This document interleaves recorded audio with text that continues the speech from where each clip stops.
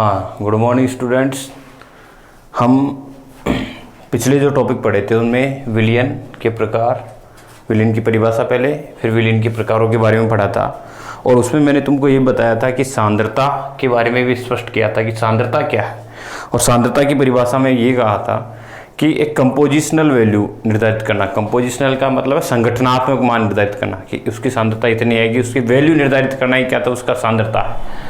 अब यदि हम सांद्रता को वहाँ पर पीछे देखा कि दो रूपों में चल रही थी, एक तो गुणात्मक रूप में और एक मात्रात्मक रूप में। और गुणात्मक रूप में हमने देखा था कि एक तो तनु विलयन और एक सांद्र विलयन, जबकि मात्रात्मक रूप में हमने देखा कि द्रव्यमान प्रतिशत के अलावा अपन ने देखा कि आयतन प्रतिशत, इसके अलावा द्रव्यमान आयतन प्रतिशत, इसके अलावा मोललता, नॉर्मलता, फॉर्मलता, ये सब किस में आते हैं? मात्रात्मक रूप के अंतर्गत आते हैं। अब देखिए, सबसे पहले हम देखें सांद्रता का मात्रात्मक रूप जो है, उसमें पहला यदि अपन देखें तो फर्स्ट पॉइंट में हम देखते हैं कि मात्रात्मक रूप में हम देखें कि पहला है द्रव्यमान प्रतिशत। द्रव्यमान प्रतिशत। द्रव्यमान प्रतिशत को कैसे रिप्रेजेंट करेंगे? Wait percentage. कुछ बुक्स में m/m परसेंटेज भी दिया हुआ रहता है, बात एक ही है दोनों की। अब देखिए, इसमें द्रव्यमान प्रतिशत को कैसे निकालेंगे? यहां पर हम लिख देंगे विलेय प्लस विलायक मिलकर क्या बना रहे हैं? विलयन। क्लियर? विलेय और विलायक मिलकर क्या बना रहे हैं? विलयन। विलेय कौन है? A, विलायक है B, विलयन बन गया A प्लस B। अब द्रव्यमान निकालें तो सबसे पहले विलेय का द्रव्यमान आ जाएगा WA, विलायक का WB, तो विलयन का हो जाएगा WA प्लस WB। आगे देखिए, अब यहां पर हम देखें कि विलेय का द्रव्यमान प्रतिशत निकालें तो विलेय का द्रव्यमान प्रतिशत बराबर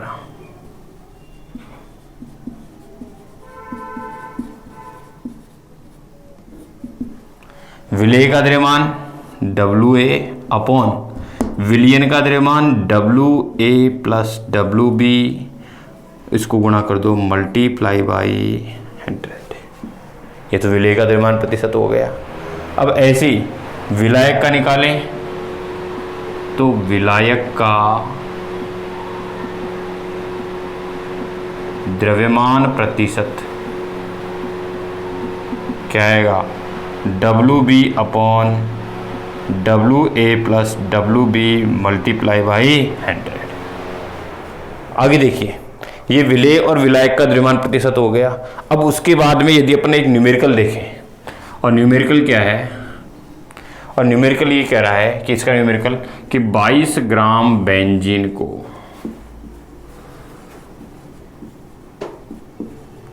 122 ग्राम क्लोरोफॉर्म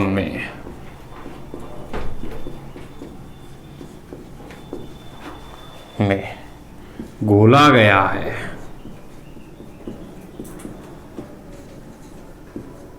तो बेंजीन का द्रव्यमान प्रतिशत ज्ञात करो।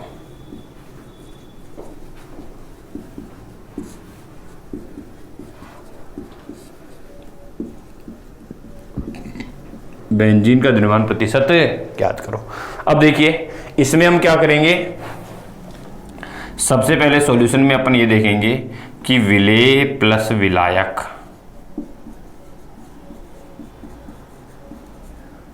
मिलकर बनाएगा विलयन। विलेय कौन है? जो कम मात्रा में है, बेंजीन। विलायक कौन है? Carbon tetra chloride. क्लोरोफॉर्म नहीं, सॉरी, कार्बन टेट्रा क्लोराइड ले लो, कार्बन टेट्रा क्लोराइड CCl4 बन जाएगा विलयन।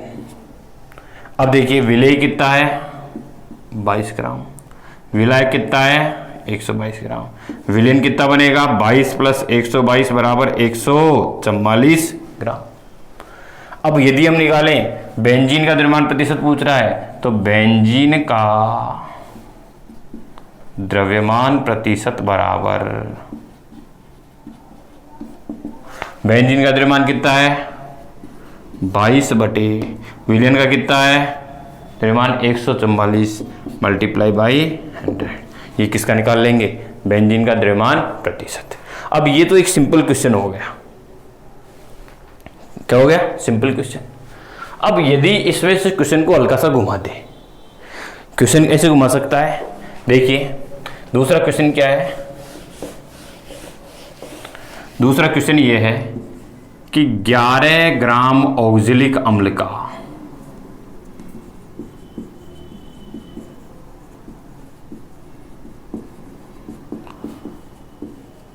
500 मिलीलीटर का विलयन बना है।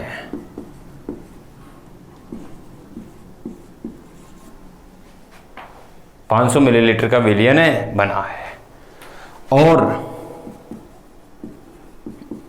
इस विलयन का घनत्व 1.1 ग्राम प्रति मिलीलीटर है। ये डेंसिटी है। तो ऑक्जेलिक अम्ल का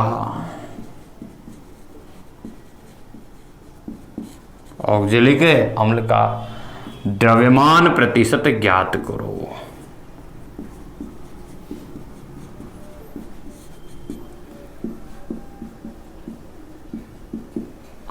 ऑक्जेलिक अम्ल का द्रव्यमान प्रतिशत ज्ञात करो। अब देखिए इसको कैसे सॉल्व करेंगे, इसका सॉल्यूशन कैसे निकालेंगे।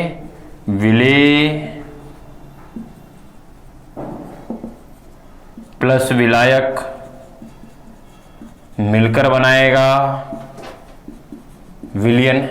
विलेय कितना है ऑक्जेलिक अम्ल 11 ग्राम, विलयन कितना है 500 मिलीलीटर का है, आयतन V बराबर इतना है। इसकी डेंसिटी कितनी दी हुई है D बराबर 1.1 ग्राम प्रति मिलीलीटर।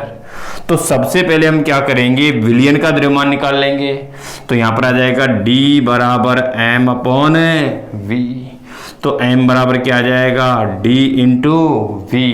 तो विलयन का द्रव्यमान कितना आ जाएगा 500 इंटू डेंसिटी D है 1.1 इंटू 500 बराबर कितना आ गया 550 ग्राम। ये आ गया। विलेय कौन है ऑक्जेलिक अम्ल। अब देखिए आगे क्या कहेंगे, ऑक्जेलिक अम्ल का द्रव्यमान प्रतिशत बराबर, ऑक्जेलिक अम्ल का द्रव्यमान कितना है 11 बटे विलयन का कितना है 550 मल्टीप्लाई बाई 100। ये आ जाएगा ऑक्जेलिक अम्ल का द्रव्यमान प्रतिशत है। तो द्रव्यमान प्रतिशत में क्या करेंगे हम, विलेय और विलायक विलयन, रिपीट कर रहा हूं वापस, विलेय विलायक मिलकर क्या बना रहे हैं विलयन। विलेय का WA, विलायक का WV, विलयन का WA प्लस WB। आगे देखिए विलेय का द्रव्यमान प्रतिशत निकालना है, तब हम क्या कह देंगे विलेय का द्रव्यमान बटे विलयन का कुल द्रव्यमान इंटू 100, या फिर हम कह देंगे अवयव का द्रव्यमान, अवयव या घटक, विलेय विलायक कौन है अवयव या घटक, अवयव का द्रव्यमान बटे विलयन का कुल द्रव्यमान इंटू 100। आगे देखिए विलायक का निकालेंगे तो विलायक का द्रव्यमान बटे विलयन का कुल द्रव्यमान मल्टीप्लाई बाई 100 कर देंगे हम, ऐसे ही करके ये द्रव्यमान प्रतिशत में। अब यहाँ पर क्या करेंगे, ये न्यूमेरिकल देखिए, अब यहाँ पर विलयन के आयतन दिया हुआ है तो विलयन का द्रव्यमान निकाल लेंगे, द्रव्यमान निकालने के बाद में इसका द्रव्यमान परसेंटेज निर्धारित कर लेंगे। अब इसका दूसरा रूप देखिए, दूसरा सेकंड क्या है, द्रव्यमान प्रतिशत के बाद में आयतन प्रतिशत।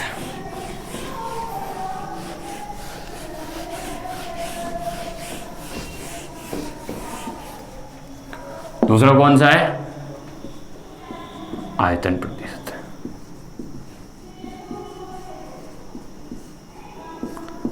Volume percentage. अब आयतन प्रतिशत में भी तुमको यही करना है, वही कंपोनेंट लेने हैं, विलेय प्लस विलायक मिलकर क्या बनाएंगे? विलयन। विलेय ए विलायक बी, विलयन ए प्लस बी, आयतन V A V B, V A plus V B. अब देखिए विलेय का आयतन प्रतिशत, विलेय का आयतन प्रतिशत बराबर विलेय का आयतन बटे विलयन का कुल आयतन क्या आ जाएगा? V A plus V B multiply by 100। ऐसे किसका निकाल लेंगे? विलायक का। विलायक का आयतन प्रतिशत ये कैसे आएगा? V B upon V A plus V B multiply by 100। ये आ गया विलायक का आयतन प्रतिशत। अब देखिए पहला तो हो गया द्रव्यमान प्रतिशत, दूसरा हो गया आयतन प्रतिशत है। अब अगला लेंगे अपन द्रव्यमान आयतन प्रतिशत, तीसरा।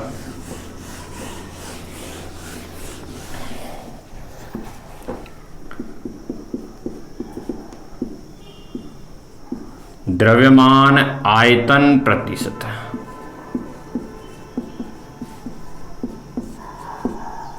संकेत है इसका m अपॉन v परसेंटेज, द्रव्यमान आयतन प्रतिशत। अब देखिए इसका फॉर्मूला क्या आएगा?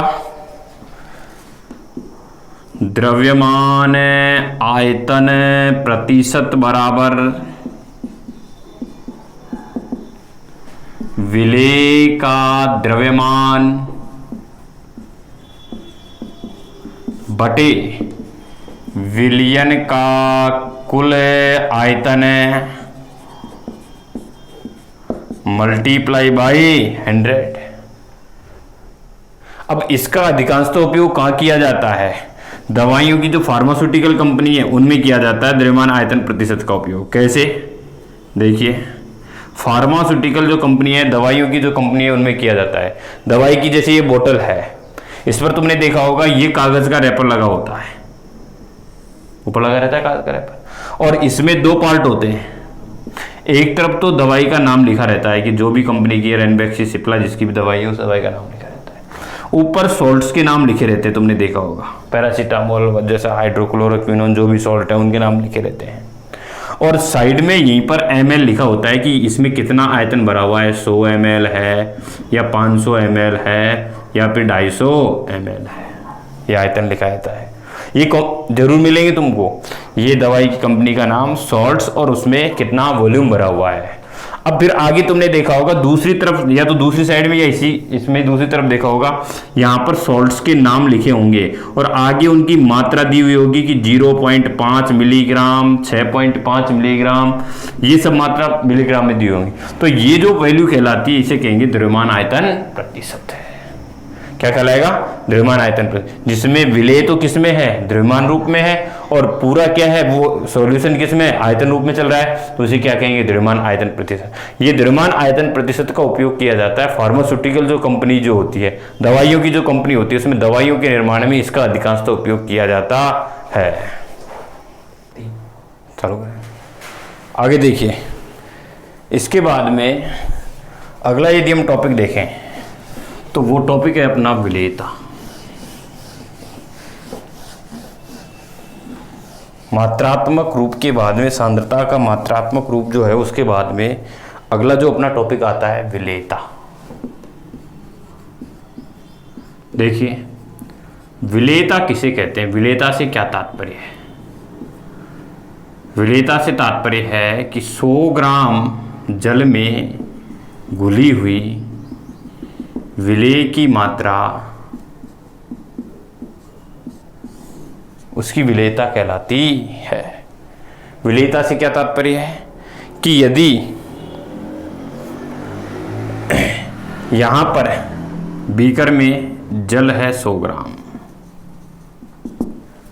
तो हम कहते हैं 100 ग्राम जल में किसी ठोस की अधिकतम घुलनशीलता ही उसकी क्या कहलाती है? विलेयता।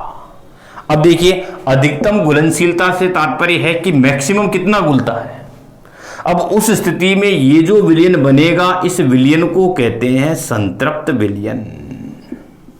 कौन सा विलयन कहेंगे? संतृप्त विलयन। संतृप्त विलयन क्यों कहेंगे? क्योंकि इस जल की मैक्सिमम सोल्युबिलिटी इतनी है, इतना ही घुल सकता है। यदि इतनी सोल्युबिलिटी नहीं होती तब बना हुआ विलयन कौन सा कहलाता है? असंतृप्त विलयन। तो 100 ग्राम जल में किसी ठोस विलेय की अधिकतम घुलनशीलता ही उसकी क्या कहलाती है? विलेयता कहलाती है। और इस स्थिति में बना हुआ विलयन ही क्या कहलाता है? संतृप्त विलयन कहलाता है। अब इस विलेयता में भी हम पहला रूप देखें, ठोसों की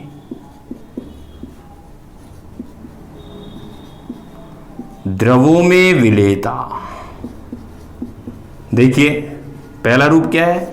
ठोसों की द्रवों में विलेयता, जिसमें हम देखते हैं विलेय तो होगा ठोस, विलायक होगा द्रव और बनाएगा द्रव्य विलयन। विलेय ठोस, विलायक द्रव मिलकर बनाएगा द्रव्य विलयन, क्योंकि विलयन की भौतिक अवस्था विलायक की भौतिक अवस्था पर ही निर्भर करती है। अब ठोसों की द्रव में विलेयता में विलेय कौन है? ठोस, और विलायक कौन है? यहां पर है द्रव। अब आगे हम कहें कि ठोसों की द्रव में जो विलेयता है उसको कौन कौन से कारक प्रभावित करते हैं? तो ठोसों की द्रव में विलेयता को प्रभावित करने वाले कारक, तो यहां पर आ जाएगा प्रभावित करने वाले कारक।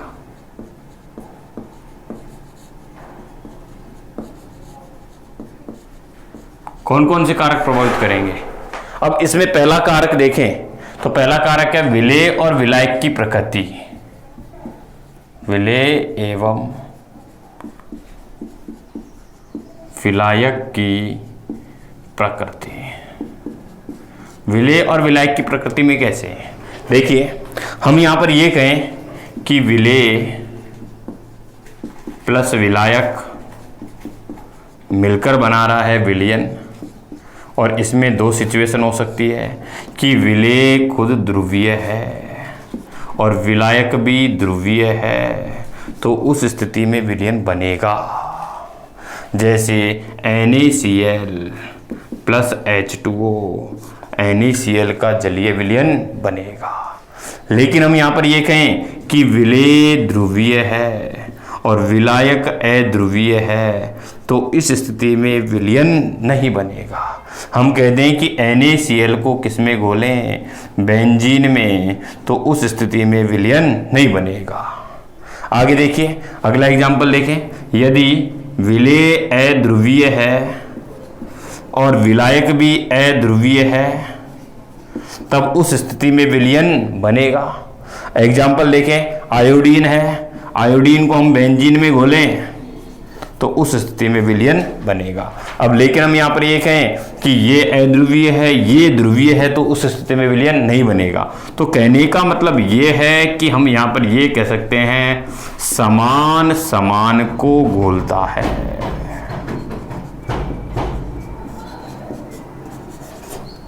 समान समान को घोलता है, यानी ध्रुवीय हमेशा ध्रुवीय को घोलेगा, अध्रुवीय हमेशा अध्रुवीय को घोलेगा, कभी भी ध्रुवीय अध्रुवीय को नहीं घोलेगा और अध्रुवीय ध्रुवीय को नहीं घोलेगा। आगे देखिए, ये तो हो गया विलेय और विलायक की प्रकृति। विलेय विलायक की प्रकृति के बाद में दूसरा फैक्टर आता है तापमान। दूसरा प्रभावित करने वाला कारक है ताप।